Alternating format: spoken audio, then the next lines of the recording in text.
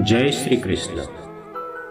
भगवत गीता में भगवान श्री कृष्ण ने न केवल ज्ञान की बातें बताई है बल्कि जीवन जीने की कला के बारे में भी बताया है। भगवान श्री कृष्ण ने अर्जुन को जो गीता का उपदेश दिया है वह हर मनुष्य के लिए प्रेरणा स्रोत साबित हो सकता है।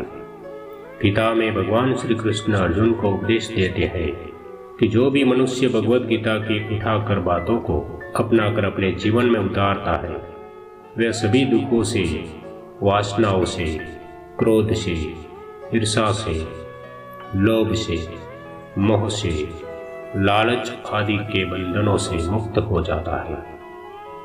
आगे जानते हैं भगवत गीता का 18 ज्ञान की बातें।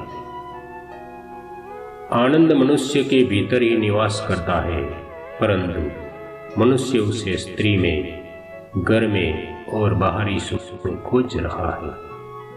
श्री कृष्ण कहते हैं कि भगवान उपासना केवल शरीर से ही नहीं बल्कि मन से करनी चाहिए। भगवान का बंधन उन्हें प्रेम बंधन में बांधता है। मनुष्य की वासना ही उसके पुनर्जन्म का कारण होती है।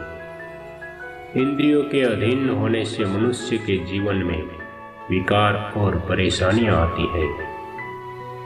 संयम यानी धैर्य, सदाचार, स्नेह और सेवा जैसे गुण सत्संग के बिना नहीं आते। श्री कृष्ण कहते हैं कि मनुष्य को वस्त्र बदलने की आवश्यकता नहीं है, आवश्यकता हृदय परिवर्तन की है। जवानी में जिसने ज्यादा पाप किए हैं उसे बुढ़ापे में नींद नहीं आती। भगवान ने जिसे संपत्ति दी है उसे गाय अवश्य रखनी चाहिए। जुआ, मदिरापान, परस्त्री गमन, हिंसा, असत्य, मद, आसक्ति और निर्दयता, इन सब में कलयुग का वास है। अधिकारी शिष्य को सद्गुरु अवश्य मिलता है।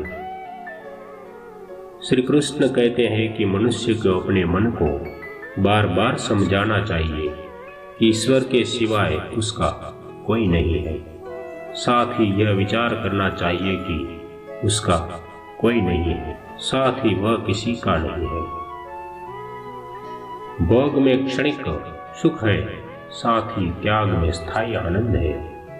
श्री कृष्ण कहते हैं कि सत्संग ईश्वर की कृपा से मिलता है, परंतु कुसंगति में पड़ना मनुष्य के अपने ही हाथों में है। लोभ और ममता पाप के माता पिता है, साथ ही लोभ पाप का बाप है। श्री कृष्ण कहते हैं कि स्त्री का धर्म है कि रोज तुलसी और पार्वती का पूजन करे। मनुष्य को अपने मन और बुद्धि पर विश्वास नहीं करना चाहिए, क्योंकि ये बार बार मनुष्य को दगा देते हैं। खुद को निर्दोष मानना बहुत बड़ा दोष है। यदि पति पत्नी को पवित्र जीवन बिताए तो भगवान पुत्र के रूप में उनके घर आने की इच्छा रखते हैं। भगवान इन सभी कसौटियों पर कसकर जांच परख कर ही मनुष्य को अपनाते हैं। जय श्री कृष्ण।